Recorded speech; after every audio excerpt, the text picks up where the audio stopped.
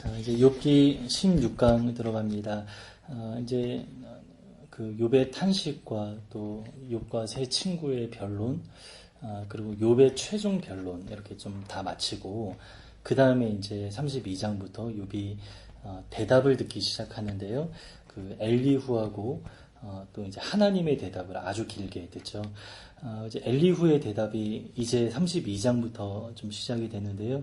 37장까지 이어져요. 이거를 이제 문단 이제 좀 나누면 그 네 개로 좀 나눠지더라고요. 32장, 33장까지 또 34장이 하나고 35장 그리고 36장, 37장이 하나고 이렇게 1, 2, 3차, 4차 이렇게 좀 나눠집니다. 그래서 32, 33, 34, 35, 36, 37 이렇게 6장에 걸쳐서 엘리후의 이야기가 굉장히 길게 나오네요. 6장에 걸쳐서 이렇게 좀 나오고요. 이거는 우리가 한 2, 3주 안에 이제 마치려고 하고요. 또 38장부터 42장까지는 하나님의 이야기입니다. 38, 39, 40, 41, 40 오히려 하나님의 이야기가 5장이네요.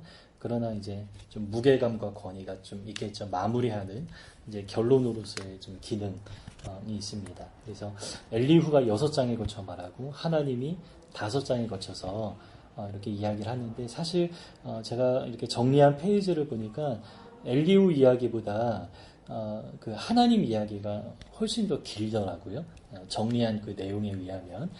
그래서 엘리후 이야기는 한 2주, 3주, 그리고 이제 하나님 이야기는 3주, 4주 정도, 이렇게 이제 길면 7주 정도에 이렇게 좀 마칠 수 있을 것 같습니다. 오늘은 이제 32장부터 33장까지 엘리후의 첫 번째 이야기를 좀 같이 나누도록 하죠. 본문 읽으면서 한번 보도록 하겠습니다. 32장 1절입니다. 욥이 자신을 의인으로 여김으로 그 세 사람이 말을 그치니, 그 세 사람이 바로 그 욥의 세 친구를 말하는 것이죠.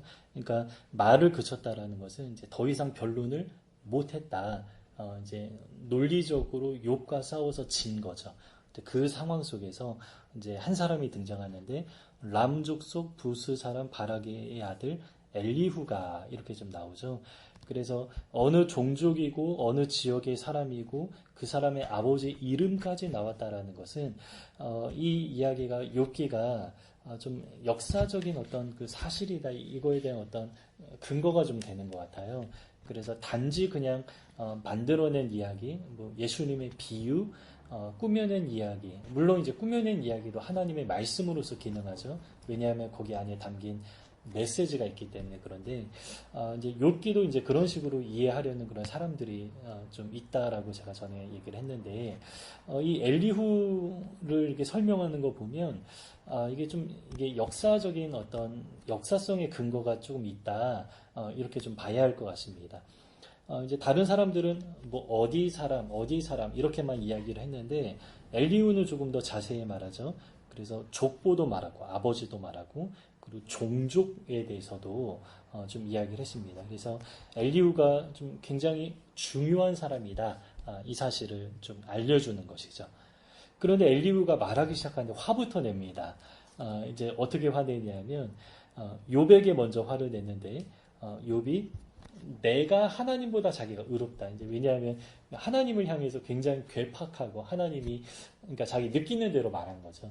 하나님이 나한테 이렇게 행하셨기 때문에 나는 잘못이 없는데 하나님이 이렇게 행하시니까 하나님이 너무나 포악하고 너무나 잔인한 분이다. 이렇게 말했던 것이죠. 근데 이런 말을 엘리후가 듣고 있었던 거예요. 그러니까 이 상황들을 보면 엘리후는 처음부터 같이 있었던 사람입니다. 그래서 모든 이야기를 다 듣고 이제 나중에 이제 이야기를 하는 거 조금 있다가 그 얘기가 나옵니다.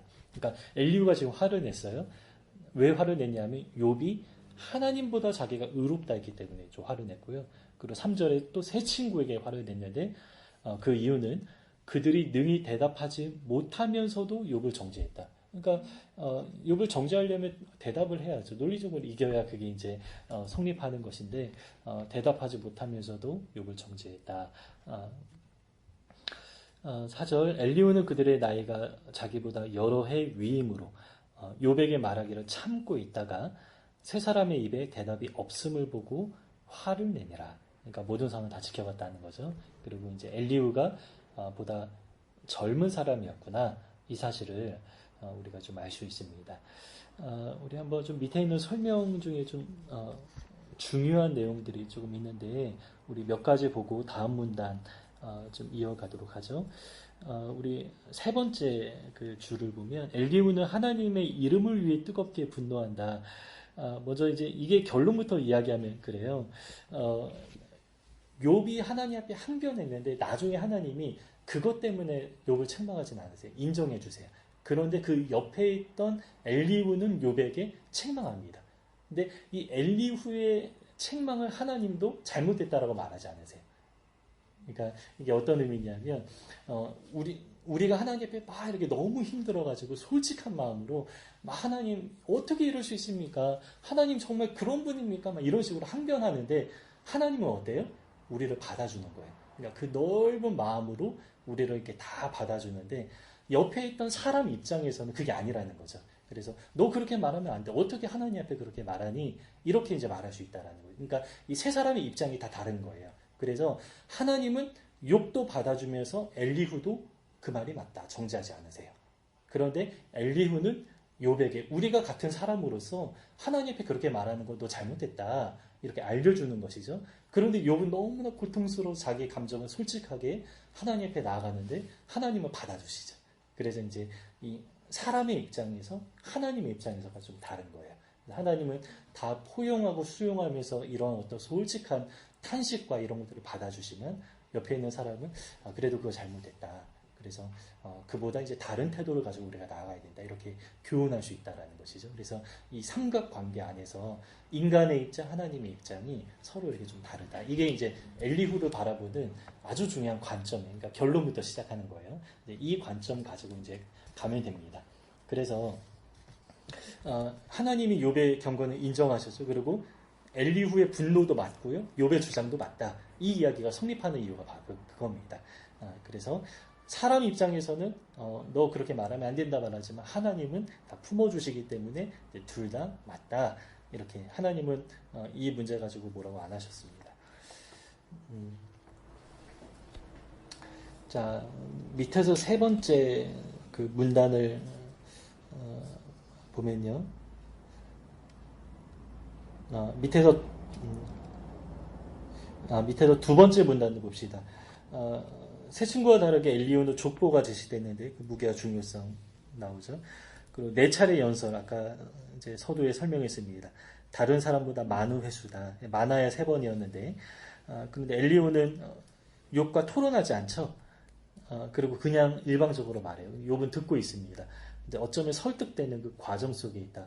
그러니까 다른 사람의 말을 들었을 때에는 막 항변할 수밖에 없었어요. 그 아니다 이렇게 좀 말할 수밖에 없었지만 이제 엘리후의 말을 욥이 들으니까 이게 좀 수긍이 되니까 더 계속 좀 듣고 싶은 마음으로 토론이 아니라 이게 논쟁이 아니라 계속 욥이 이제 듣는 입장에 있게 되는 것이죠.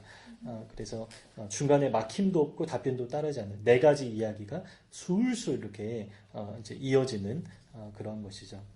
그리고 이제 엘리후가 있는 그 위치가 바로 하나님의 말씀 바로 직전이잖아요.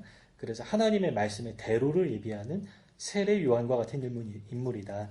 그래서 세례 요한이 예수님보다 6개월 먼저 태어나서 예수님이 사역하기 전에 먼저 사역을 시작했는데 세례 요한이 그렇게 고백해요. 나는 이제 그 길을 준비하는 사람이다. 주님의 오실 길을 닦는 사람이다. 예비하는 사람이다. 그래서 레드 카페 이제 먼저 까는 그런 역할이다.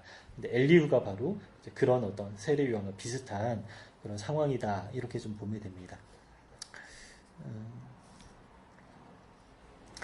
우리 65페이지 가장 마지막 줄이 아주 중요한데요. 엘리후가 욥을 이제 책망하는데 새 친구의 책망과 엘리후의 책망이 달라요. 근데 새 친구의 책망은 뭐냐면 욥이 너가 죄를 지었기 때문에 지금 고난당한다 이렇게 좀 말하지만 엘리후는 그 말을 하지 않아요. 이제 다 들어봤으니까 대충 아는 것이죠. 그래서 그 말로 설득도 안 되는 거 알고 그런 식으로 접근하지도 않습니다. 그래서 너가 죄를 지었기 때문에 너 지금 이렇게 된 거다 이렇게 말하지 않고 고난 중에서 욥이 하는 말 있죠. 그 말이 잘못됐다 이거예요. 그러니까 너가 죄를 지었기 때문에 지금 이렇게 어려움을 당하는 것이 아니라 어려움을 당하는 중에 너의 태도와 어려움을 당하는 주에 너가 하는 말 이것이 잘못되었다. 이렇게 좀 접근하는 거예요. 그래서 이제 죄와 이거를 좀 연결하지 않고 좀 다른 방식으로 이렇게 좀 접근하는 것이죠. 66페이지로 넘어갔습니다. 지금 66페이지 가장 윗줄에 그 얘기를 하고 있어요. 친구들은 욥이 죄를 지었기 때문에 고난을 받고 있다고 했다. 그러나 엘리후는 욥이 고난을 받고 있기 때문에 죄를 지었다라고 말하는. 조금 더 정확하게 말하면 고난을 받고 있기 때문에가 아니라 고난을 받는 중에 죄를 지었다. 이렇게 좀 보는 것이죠. 그래서 관점은 아예 다릅니다. 밑에 있는 문단도 중요합니다. 여기에 목회적 측면이 있다. 욥은 양심이 깨끗한 사람이고 하나님을 사랑하고 빛 가운데 사는 사람이지만 고난 중에 죄의 찢기가 드러난다. 그래서 이제 성경에 고난이 우리를 연단한다. 연단이라는 게 이제 금과 은을 재련하는 것이죠. 불로 찌꺼기들을 다 걸러내면서 순도로 높이는 것인데 고난을 그렇게 비유해요. 재련하는 것으로. 그래서 이제 고난 중에 우리의 이제 더러운 모습들이 이제 좀 드러나고 이제 그게 이제 정화되는 그런 과정들을 좀 겪는 것이죠. 자, 또 마지막 문단 보면 엘리후는 은연중에 자기 말이 하나님의 감동으로 되었다며 주장한다. 하벨이라는 학자 이야기예요. 엘리후가 거짓 예언자라는 확신을 갖고 그의 예언서를 비평한다. 그러나 그 증거는 빈약한. 이거 뭐 그냥 지나가도 되는 얘기일 것 같습니다. 넘어갑시다. 이거. 그러니까 여기서 말하는 거는 엘리후가 이제 바르게 말했다라는 거예요. 그러니까 이 책의 관점이 그거예요. 근데 이제 엘리후에 대해서 좀 되게 이상하게 보는 그 책들, 학자들이 되게 많이 있거든요. 근데 제대로 설명을 못하는 것이죠. 근데 이 책은 좀 바른 관점에서 이제 엘리후가 하나님의 말씀을 좀 대변하고 하나님의 영에 감동받아서 이렇게 좀 말한다. 그런 관점에서 이야기를 합니다. 자, 이제 본격적으로 엘리후 이야기를 좀 하는데요. 어떤 내용인지 한번 좀 봅시다. 이게 바로 하나님의 예언과 관련된 이야기예요. 하나님의 예언은 뭐보다 중요하냐? 새 친구가 그토록 주장했던 전통적인 지혜보다 하나님의 예언이 훨씬 더 중요하다. 그러니까 전통적인 그 지혜가 바로 인과론, 그 권선징악 사상인데 그것보다 하나님이 지금 우리에게 말씀하시는 그 예언이 훨씬 더 중요하다. 그런데 하나님은 지금도 우리에게 말씀하신다. 그리고 그 말씀을 우리가 함께 나누자. 엘리후가 이런 식으로. 그리고 내가 하나님의 영에 이렇게 감동되었다. 뭐 이런 어떤 관점으로 이렇게 이야기를 하고 있어요. 한번 봅시다. 부수 사람 바라게의 아들 엘리후가 대답하여 이르되 나는 연소하고 당신들은 연로함으로 뒷전에서 나의 의견을 감히 내놓지 못하는 이게 굉장히 인격적인 모습을 또 보여주는 것이죠. 그리고 이제 차분하게 다 듣고 있는 그런 신중함을 좀 잘 볼 수가 있습니다. 내가 말하기를 나이가 많은 자가 말할 것이요 연륜이 많은 자가 지혜를 가르칠 것이라 하였노라. 그러나 그러니까 나이가 많은 자가 그 인생의 지혜를 많이 알잖아요. 근데 그 어떤 전통적인 지혜가 중요하다. 8절에서 그러나 사람의 속에는 영이 있고 젖는 자의 숨결이 사람에게 깨달음을 주신다. 그래서 하나님께서 우리 사람에게 말씀하시는 것이 전통적인 지혜보다 훨씬 더 중요하다. 이렇게 말하죠. 어른이라고 지혜롭거나 노인이라고 정의를 깨닫는 것이 아니니라. 그러므로 내가 말하노니 내 말을 들으라. 나도 내 의견을 말하리라. 이제 시작합니다. 보라.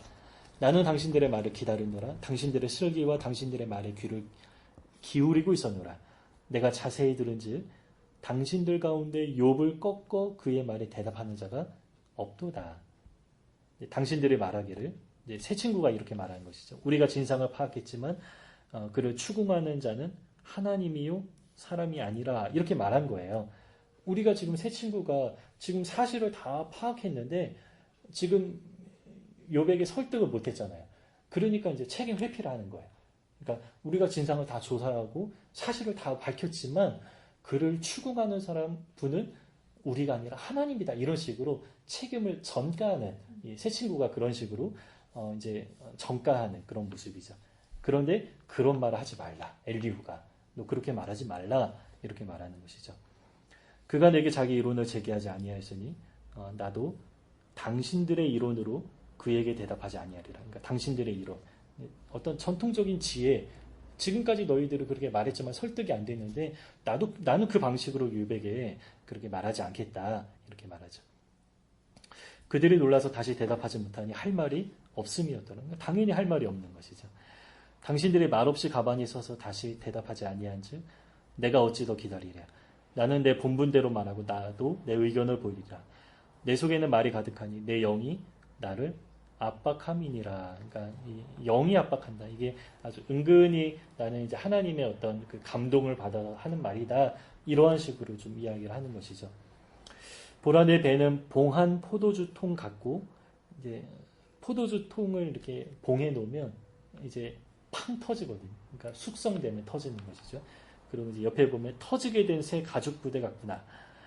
이게 이미 충만하게 차 있다. 할 말이 가득하게 차 있는데 이제 터트린다. 그래서 내가 말을 하여야 시원할 것이라. 내가 입을 열어 대답하리라. 나는 결코 사람이 낯을 보지 아니하면, 그러니까 눈치 보지 않겠다 이거예요. 사람에게 영광을 돌리지 아니하리니, 막 이렇게 언어 사람을 막 이렇게 좀 치켜 세우거나 그런 말 하지 않겠다. 이는 아첨할 줄 알지 못함이라. 만일 그리하면 나를 지으시니까 속히 나를 데려가시리로다. 네. 그래서 여기 66페이지 가장 밑에 보면 그 예언에 대해서 세 가지를 말했는데요. 예언은 가능하다, 꼭 필요하다, 긴급하다. 근데 이 예언에 대해서 왜 이야기를 하냐면 아까 설명한 전통적인 지혜와 비교해서 이제 전통적인 지혜가 있지만 그럼에도 예언을 말할 수 있고 꼭 말해야 하고 긴급하게 필요하다. 그래서 이제 그 가장 밑에 문단 보면 예언은 가능할 뿐 아니라 반드시 필요하다. 가능하고 필요하다. 이 이야기를 지금까지 한 거예요. 뒷장을 보면 이제 예언은 긴급하다. 이렇게 했죠. 그래서 이제 이렇게 예언이 하나님의 말씀이 지금 이 상황에서 이게 그러니까 완전히 이게 충만하게 찼는데 뻥 터지는 것처럼 이제 꼭 지금 이때 말해야 되는 어떤 그 상황이다. 이렇게 좀 이야기를 하는 것이죠. 자, 이어지는 문단 봅시다. 예언자가 고난받는 구도자에게 호소한다. 자, 여기서 예언자는 엘리후 자신을 말하는 것이고 고난받는 구도자는 욥을 말하는 겁니다. 그래서 엘리후가 욥에게, 그런데 예언자가 고난받는 구도자에게 이렇게 말하는 것이죠. 그래서 예언자의 음성에 반드시 주목해야 한다. 자, 33장 1절입니다. 그런즉 욥이여 내 말을 들으며 내 모든 말에 귀를 기울이기를 원하노라. 내가 입을 여니 내 혀가 입에서 말하는구나. 내 마음의 정직함이 곧 내 말이며 내 입술이 아는 바가 진실을 말하는도다. 하나님의 영이 나를 지으셨고 전능자의 기운이 나를 살리시느니라. 그러니까 내가 피조물인데 영이 지으셨고 그 기운이 나를 회복하시고 살아. 하나님의 역사가 내 삶에 있다. 내가 영적인 존재이다. 이런 식으로 좀 이야기를 좀 하는 것이죠. 5절 보면 그대가 할 수 있거든 일어서서 내게 대답하고 내 앞에 진술하라. 그러니까 굉장히 좀 새 친구의 모습하고 달라요. 새 친구는 막 이렇게 비난과 막 이런 것들 쏟아냈는데 할 수 있으면 좀 함께 대화 나눕시다. 이런 식으로 할 수 있으면 일어서서 내게 대답하고 내 앞에 진술하라. 이렇게 굉장히 인격적으로 대하는 그런 모습입니다. 그리고 6절이 겸손해요. 나와 그대가 하나님 앞에 동일하니 나도 흙으로 지으심을 입었음즉. 그러니까 똑같다라는 거예요. 나와 너는 똑같은 피조물이다. 그래서 하나님 앞에서 똑같은 존재로서 우리가 말하는 것이다. 근데 새 친구들은 굉장히 교만했죠. 엘리후의 태도는 굉장히 인격적이고 배려하는 마음이고 겸손합니다. 그래서 욥과 자신을 동일선에서 함께 이제 보고 나누는 그런 모습이죠. 7절도 그런 내용이죠. 내 위엄으로는 그대로 두렵게 하지 못하고, 그러니까 내가 뭐라고 당신을 뭐 두렵게 하겠습니까? 이거예요. 내 손으로는 그대로 누르지 못하느니라. 그래서 나는 그렇게 하지도 않을 뿐더러 할 수도 없는 나도 똑같은 처지입니다. 이렇게 좀 이야기를 하는 것이죠. 그래서 굉장히 좀 인격적인 그 모습, 새 친구와 완전히 다른 그런 태도를 좀 보게 됩니다. 자, 이어지는 문단 봅시다. 8절입니다. 그대는 실로 내가 듣는 데서 말하였고 나는 그대의 말소리를 들었느니라. 그래서 지금까지 욥이 탄식했고 또 새 친구와 논쟁하는 모든 이야기를 다 듣고 있었다. 당신도 알고 있습니다. 이렇게 말하죠. 근데 이르기를, 자 이제 이르기를, 이게 뭐냐면 지금부터 하는 내용은 욥이 하는 이야기를 인용하는 겁니다. 나는 깨끗하여. 그러니까 욥이 이렇게 말했다라는 거예요. 욥 자신은 깨끗하고 악인이 아니며 순전하고 불의도 없거늘 참으로 하나님이 나에게 잘못을 찾으시며 나를 자기 원수로 여기사 내 발을 착고에, 하나님이 나를 다 이렇게 했다라는 거예요. 착고에 채우시고 나의 모든 길을 감시하신다. 이 감시하면 얼마나 힘들고 막 불편한지 몰라요. 그래서 예전에 제가 뭐 꿈도 한번 그런 꿈을 꿔봤는데, 제가 아주 철저하게 감시당하는 꿈을 꿨는데, 얼마나 막 이게 답답하고 숨 쉬는 것도 너무 불편하고, 그런 어떤 뭐 기억이 있는데, 이 감시당한다라는 게 그런 거죠. 북한에서 감시당하는 성도들 얼마나 힘들겠어요. 근데 욥이 지금 그런 식으로 하나님을 말하는 거예요. 이 착고라는 거는 이게 좀 벽에다가요, 이게 고리를 만들어 놓고 손과 발을 이렇게 고정하는 거예요. 손을 쫙 펴고 발도 그냥 가만, 벽에 이제 사람을 붙게 만드는 거예요. 그러니까 얼마나 힘들겠어요. 아주 불편하게. 그래도 감옥에 가도 독방 안에서 자유롭게 살도록 만드는 게 이게 최소의 인권 아니에요. 그러니까 뭐 한평 남짓 되더라도 그게 얼마나 힘들다고 해요. 그런데 그게 최소의 인권인데 착고에 채우는 거는 꼼짝 못하게 만드는 거죠. 그러니까 모든 자유를 다 빼앗아가는. 근데 하나님이 나를 그렇게 만들었다. 욥이 이렇게 좀 이야기를 했던 것이죠. 근데 욥은 이렇게 느낌대로 말하면서 자기 안에 있는 모든 이렇게 그냥 감정을 솔직하게 다 이렇게 토해내는데, 하나님은 그거를 받아주셨지만, 그러나 그 얘기 잘못됐다. 하나님에 대해서도 그렇게 모욕적으로 말하면 안 된다. 이렇게 이제 엘리후가 말하는 것이죠. 그래서 9절부터 11절까지는 욥이 그렇게 말했다라는 거예요. 이거 당신도 다 아는 이야기입니다. 이렇게 인용하면서 말하고, 12절부터는 내가 그대에게 대답하리라. 이 말에 그대가 의롭지 못하니 하나님은 사람보다 크심이니라. 자, 이 말이 왜 나왔냐면, 욥이 이런 말을 하면서 은연중에 하나님은 굉장히 잘못된 분으로 그리고 나는 의로운 사람으로, 이런 식으로 계속 구도를 만들어 간 거예요. 그래서 하나님을 잘못된 분, 의롭지 못한 분, 그러니까 불공평한 분, 그리고 포악한 분, 그러나 나는 의로운 사람, 이렇게 결과적으로 그렇게 말하게 된 것이죠. 근데 물론 욥이 뭐 그렇게 하나님을 자신보다 작게 생각하고 그런 건 아니었지만, 전능자라고 하잖아요. 가장 크신 분이고 내가 대적하지 못하기 때문에 너무 막 이렇게 어떻게 할 수 없다 이렇게 말하잖아요. 그러니까 하나님을 작게 여긴 건 아니지만 결과적으로는 내가 의롭고 하나님은 불의하고 이렇게 만들어버린 거죠. 그래서 엘리후가 이렇게 말하는 거예요. 하나님은 사람보다 크다, 이렇게 말하는 것이죠. 하나님께서 사람의 말에 대답하지 않으신다 하며 어찌 하나님과 논쟁하겠느냐. 그러니까 욥은 이거예요. 하나님 나한테 대답하지 않는다 라고 말하지만 사실은 하나님이 말씀하고 계셨어요. 그 말씀이 뭐냐면 고난 자체가 하나님의 메시지이기도 하고 하나님의 음성이기도 하다, 그런 것이죠. 뒤에 있는 내용 볼까요? 이게 마지막 문단인데요. 하나님이 말씀하신다라는 거예요. 지금 했던 이야기를 조금 더 있다가 좀 하도록 하죠. 14절입니다. 하나님은 한 번 말씀하시고 다시 말씀하시되, 그러니까 자주 말씀하신다라는 거예요. 반복해서.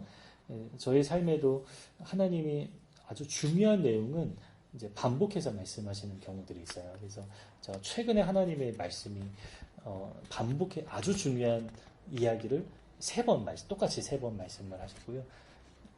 또 최근에 아주 중요한 메시지를 2번 반복해서. 근데 이거는 확증의 수가 2번이거든요. 3번은 뭐 말할 것도 없고. 하나님은 늘 이렇게 말씀하신다.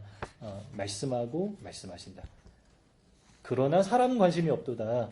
관심이 없다라는 게 잘 알아채지 못한다라는 거예요. 근데 하나님이 어떻게 말씀하시냐? 우리 15절을 보면 사람이 침상에서 졸며 깊이 잠들 때에나 꿈에나 밤에 환상을 볼 때, 이렇게 말해요. 근데 여기서 말하는 거는 꿈과 환상을 통해 말씀하신다 이렇게 말하지만, 이 꿈과 환상은 사실 조금 신비적인 거잖아요. 꿈은 좀 그렇지 않지만 모두가 경험하는 거지만 환상은 조금 신비적인 어떤 그런 체험이잖아요. 근데 이 환상은 모든 사람이 환상을 경험하는 건 아니거든요. 그래서 경험하기도 하고 일생에 한 번도 경험하지 않는 사람도 있고, 또 이제 환상도 조심해야 되는데 최근에 저도 어떤 사람이 어떤 환상을 보았다 그랬어요. 근데 그 환상을 본 내용에 의하면 지금 이게 녹음이 되니까 우리 교회가 어떻게 됐어야 돼요. 그런데 그게 안 됐거든요. 그러니까 틀린 거예요. 그러니까 이 환상을 봐도 그게 해석하는 거에 따라서 좀 달라지기도 하고요. 그리고 그 환상 자체가 좀 잘못되기도 하고 이런 경우들이 있어요. 하물며 꿈은 더 그렇죠. 무의식 세계일 수도 있고 그래서 이제 이게 해석하고 분별하고 이러한 과정이 필요하기 때문에 하나님이 이제 확증하기 위해서 2번, 3번 이렇게 좀 하시기도 하는 그런 의들이 있습니다.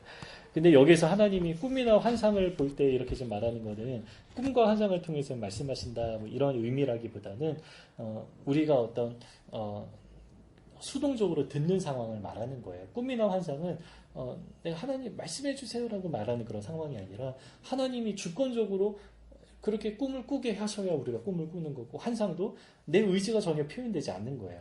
환상도 이제 그렇게 이제 보는 것이죠. 조금 이게 재미있는 이야기 중에 예전에 이제 환상을 보는 분 이야기 있었는데 기도를 열심히 이렇게 하다가 이렇게 잠깐 이렇게 비몽사몽이 되면서 이렇게 환상이 이제 펼쳐지는 그런 경우들이 있대요. 그런데 그런 경우는 믿지 마라 이렇게 말하더라고요. 왜냐하면 내가 열심히 기도하면서 내 마음이 이렇게 영적인 세계에 이렇게 표현되기도 한다라는 거예요. 그러니까 어떤 의미인지 아시겠죠? 그러니까 나의 원함이 그런 식으로 이제 표현되는 거예요. 그런데 이제 나는 기도도 안 하고 아무것도 안 하고 이렇게 어떤 뭐 이렇게 영적인 어떤 자리에 있는 것도 아닌데 갑자기 환상이 보였다. 이거는 하나님께서 이제 보여주는 환상의 가능성이 굉장히 많다. 이런 식으로 말하는 것이죠. 저도 이제 99년부터 지금 10몇 년 동안 꿈을 계속 꾸면서 그동안 얼마나 많은 꿈을 꿨겠어요. 이제 막 분별하는 과정도 많이 있었고 그랬는데 이제 제가 하나님의 어떤 신령한 그 꿈을 꿀 때에는 이제 어떤 일들이 있냐면 영적인 생활이 제가 별로 안 좋을 때 그때 굉장히 신령한 꿈을 꿔요. 그러면 이건 하나님께서 하시는 거예요. 그런데 영적인 생활을 막 열심히 할 때에는 좀 그렇지 별로 그게 별로 없는 그리고 오히려 영적으로 막 이렇게 충만해져 있을 때에는 오히려 하나님의 그 책망 이런 것도 있어요. 그러니까 내 어떤 직면하기 어려운 어떤 그런 것들을 드러내 주시면서 정화시켜 주기 원하는 그러니까 영적으로 충만하면 그게 감당이 되잖아요. 그런데 그렇지 않을 때에는 굉장히 좋은 신령한 어떤 이게 하나님의 마음이에요. 그러니까 이렇게 좀 이렇게 연약하고 그럴 때에는 이제 잘 보듬어 주면서 소망 주면서 잘 다독거리는 그런 거고 또 이제 잘 서 있으면 그때 이제 권면하시고 훈계하시고 이런 것들이 있습니다. 조금 이야기가 샜는데 어쨌든 여기서 말하는 꿈이나 환상은 내 의지가 표현되지 않은 상태에서 하나님이 주권적으로 우리 삶에 말씀하시는 그걸 말하는 것이지 꼭 꿈이나 환상을 통해서만 그렇게 말씀하신다 그런 이야기는 아닙니다. 16절을 보면 그가 사람의 귀를 여시고 경고로서 두렵게 하시니 이는 사람에게 그의 행실을 버리게 하려 하심이요 사람의 교만을 막으려 하심이라. 그는 사람의 혼을 구덩이에 빠지지 않게 하시며 그 생명을 칼에 맞아 멸망하지 않게 하시니까 이게 다 어떤 이야기냐면 그 욥이 막 불만을 터뜨리면서 하나님 이런 분이다 이렇게 말했던 거예요. 그런데 이제 아니다. 그러니까 욥은 하나님은 말씀 안 하십니다 이렇게 말했고 하나님은 나한테 구덩이에 빠뜨립니다. 하나님 나를 이렇게 하시는 분입니다 이렇게 말했어요. 내가 수월에 들어간다 이렇게 말했죠. 그런데 이제 엘리후는 아니다. 하나님은 말씀하는 분이다. 너 지금 하나님 음성을 듣고 있어. 욥과 나이가 어떻게 되는지 모르겠지만 어쨌든 하나님은 말씀하십니다. 이렇게 말하고 또 하나님은 그런 분이 아닙니다. 이렇게 이야기를 하는 것이죠. 19절 혹은 사람의 병상의 고통과 뼈가 늘 수심의 징계를 받나니 그러니까 징계는 있다. 그의 생명은 음식을 싫어하고 그의 마음은 별미를 싫어하며 그의 살은 파리하며 보이지 아니하고 보이지 않던 뼈가 드러나서 그의 마음은 구덩이에 그의 생명은 멸하는 자에게 가까워지느니라. 이제 하나님의 그 징계는 있다. 네, 균형 있게 이야기를 하는 것이죠. 네, 말씀도 하시고 그러나 완전히 멸망시키는 파괴하고 멸망하는 분은 아니다. 그러나 하나님이 징계하시기도 한다. 23절 만일 1천 천사 가운데 하나가 그 사람의 중보자와 함께 있어서 그의 정당함을 보일진대 하나님이 그 사람을 불쌍히 여기사 그를 건져서 구덩이에 내려가지 않게 하라. 내가 대속물을 얻었다 하시리라. 그러니까 이 중보자를 얘기하는 이유가 뭐냐면 욥이 계속 중보자를 찾았어요. 3번이나 계속 중보자를 찾았기 때문에 욥도 그 중보자가 예수님인 걸 모릅니다. 그런데 엘리후도 모르기 때문에 그 중보자가 만일 1천 천사 가운데 혹시 있다면 이렇게 말하는 거예요. 근데 이제 우리 시대는 알죠. 예수님이 우리의 중보자라는 사실을 아는데 이제 구약 시대는 몰랐기 때문에 이렇게 중보자라는 단어를 사용하면서도 이제 만일 이런 식으로 말하죠. 그러면 그 사람을 불쌍히 여기사 구덩이에 내려가지 않게 이렇게 하신다. 25절 그런즉 그의 살이 청년보다 부드러워지며 젊음을 회복하리라. 그는 하나님께 기도함으로 하나님의 은혜를 베푸사 그로 말미암아 기뻐 외치는 이제 다 회복의 이야기입니다. 하나님의 얼굴을 보게 하시고 사람에게 그의 공의를 회복시키느니라. 그가 사람 앞에서 노래하여 이르기를 내가 범죄하여 옳은 것을 그르쳤으나 내게 무익하였구나. 죄를 고백한다라는 것이죠. 노래한다. 회복이 되었기 때문에 내가 예전에 이게 이런 죄를 범했고 내가 이렇게 잘못해서 이런 이야기도 이게 충분히 할 수 있는 상황. 회복이 되었기 때문에 이런 말도 할 수 있는 것이죠. 그러나 회복되지 않은 상황에서 참 어려운 그런 고백입니다. 28절 하나님이 내 영혼을 건지사 구덩이에 내려가지 않게 하셨으니 내 생명이 빛을 보겠구나 하리라. 실로 하나님의 사람에게 이 모든 일을 제삼행하심은 그들의 영혼을 구덩이에서 이끌어 생명의 빛을 그들에게 비추려 하시니 그러니까 결국에 하나님은 빛을 보게 하시고 이끌어 주시고 생명을 주시는 그런 하나님이시다. 엘리후가 이렇게 좀 교정해 주는 거예요. 그러니까 욥이 지금 뭐 감정적으로 지금 처한 상황을 보면 이게 너무 막 힘들고 어려우니까 이렇게 자기 느낌으로 하나님에 대해서 이야기를 했지만 그건 사실 아니다. 이렇게 말하면서 하나님은 그런 분이 아니다. 말씀하는 분이다. 이렇게 그리고 회복하는 분이다. 이렇게 좀 이야기를 했죠. 우리 두 번째 문단 설명을 보면 아주 중요한데요. 하나님이 말씀하시는데 환경을 통해서 말씀하십니다. 그러니까 우리의 고난을 통해서도 말씀하신다. 하나님은 사람이 교만하지 않게 하시려는 목적으로 구덩이로 이끄신다. 고통은 귀먹은 세상을 깨우는 하나님의 메가폰인데 이거 굉장히 유명한 말이거든요. C.S. 루이스 그 영국의 그 기독교 소설가예요. 그러니까 사상가이면서 소설가인데 그의 책이 굉장히 이제 많이 유행을 했는데 조금 어려워요. 그 나니아 연대기 쓴 사람이거든요. 근데 조금 철학적이고 어려운데 좀 묵상하면서 읽을 만한 그런 좀 내용이에요. 고통의 문제 이렇게 있고요. 혹시 이제 관심이 있으면 쉐도우랜드, 쉐우에 쉐도우랜드 이게 옛날 영화거든요. 그런데 저 고등학교 때 봤던 영화인데 이 영화의 내용이 C.S. 루이스가 주인공이에요. 고통의 문제를 다루거든요. 근데 이 고통의 문제를 C.S. 루이스가 다룰 수 있었던 이유가 뭐냐면 그러니까 나이 들어서 이제 원래 아내하고 사별하고 나이 들어서 재혼을 했어요. 근데 너무나 뜨겁게 사랑한 거예요. 너무나 좋은 그 여자를 이렇게 맞이하는 거예요. 근데 그 여자가 이제 암으로 이제 죽어가는 그 과정을 보면서 너무 이렇게 막 고통스러운 그런 상황에서 이 그 고통의 문제를 이렇게 굉장히 깊게 신학적으로 다루게 되거든요. 근데 그 C.S. 루이스의 그 인생의 그 노년기의 이야기가 그 영화로 만들어졌는데 굉장히 기독교 영화인데 잘 만들었고요. 거기에 담긴 그 모습이 영상도 굉장히 좋아요. 물론 옛날 영화이기 때문에 뭐 이렇게 뭐 선명하고 그러진 않지만 그 자연이나 뭐 이런 거 보여주는 영상 그런 미도 있고 이게 섀도우랜드가 저한테는 굉장히 좋았습니다. 예전에. 네, 하나님은 실제로 말씀하신다. 양심으로 우리 마음에 말씀하신다. 우리는 수동적으로 듣는다 그랬죠. 근데 다양하게 말씀하시는데 말씀하신다. 그리고 고난으로도 말씀하신다. 고난을 통해서 우리 찌꺼기를 자꾸 드러내면서 연단해 주시는 그런 하나님을 우리가 좀 보게 되고요. 그리고 고난을 통해서 죄악도 드러내시고 점점 정결하게 하시는. 따라서 하나님이 말씀하지 않으신다라는 욥의 비난은 잘못이다. 왜냐하면 고난 자체가 음성이다. 그래서 우리 주변에 일어나는 어떤 뭐 우리가 이게 너무 막 이게 환경을 끼워 맞추면 안 돼요. 뭐 이렇게 됐는데, 이게 하나님이 이렇게 하시는 것 같다. 그런데 나중에 보면 결국 그게 안 되는 그런 경우도 많이 있어요. 뭐 요즘 일기에도 그런 일기를 쓰는데, 지금 한 몇 개월 동안 교정 일감이 하나도 안 들어왔고, 제가 어떤 시도를 안 했는데, 지금 일주일 동안에 지금 3건이 문의가 들어왔다가 그 중에 한 건이 됐고요. 또 지금 한 건이 또 문의가 또 들어왔어요. 오늘 오는데. 근데 이것도 대박건이에요.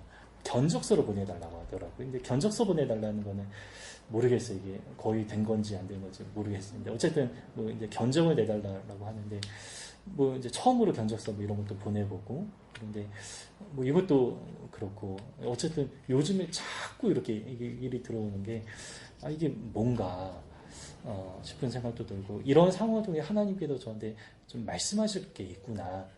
또 이제 제가 또 이쪽 재정은 좀 후원을 하는데, 이제 또 다른 어떤 좀 필요가 있나, 이런 거를 늘 이제 생각을 하게 되는 거죠. 그래서 지금 이 상황이 하나님 말씀하는 상황이구나, 이게 저한테 너무 크게 느껴지는 거예요. 정말 조심스럽게 이게 잘 해야겠구나, 이런 생각도 들고, 또 이제 하나님 무엇을 원하시나, 뭐 이런 어떤 그 생각이 좀 드는 거죠. 그래서 상황을 통해서 우리는 하나님의 어떤 의도를 우리가 깨달을 때도 있습니다. 욥에게는 고난 자체가 하나님의 음성이었다, 이렇게 말하는 거죠. 아주 탄탄한 신앙을 가지고 이렇게 이야기를 하고 있습니다. 자, 마지막으로 31절 보면, 욥이여 내 말을 귀담아 들으라. 잠잠하라. 내가 말하리라. 만약 할 말이 있거든 대답하라. 내가 기쁜 마음으로 그대를 의롭다 하리니. 그러니까 귀담아 들으라, 잠잠하라, 이렇게 말하지만, 만일 할 말이 있거든 대답해라, 이렇게. 이것도 좀 인격적인, 그러니까 기쁜 마음으로, 완전히 태도가 좀 완전히 다르죠. 기쁜 마음으로 내가 너를 인정해 주겠다, 이렇게 한번 얘기해 보자. 그대는 말하라. 만일 없으면 만일. 이거 굉장히 인격적으로만 이렇게 대우해주는 그런 어떤 모습입니다. 만일 없으면 내 말을 들으라, 잠잠하라. 내가 지혜로 그대를 가르치리라. 이렇게 이제 엘리후의 그 첫 번째 이야기가 이렇게 좀 맞춰졌습니다.